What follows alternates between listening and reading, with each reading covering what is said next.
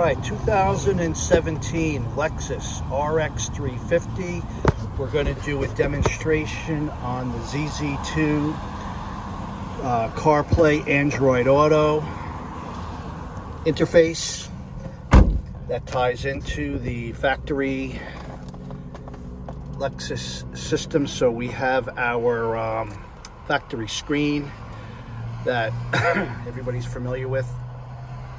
I'm going to press and hold the menu button, and we have our CarPlay. So I'm connected to this iPhone over here, so we can scroll through our messages. We can go into our music. I would play music, but for some reason YouTube wants to kick me out and not let my audio play.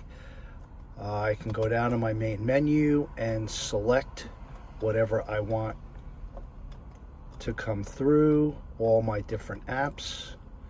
We have Waze and we have wireless CarPlay. We also have the capability of hardwiring in, and the speed of what we're using is a little bit better, but we can use this wirelessly.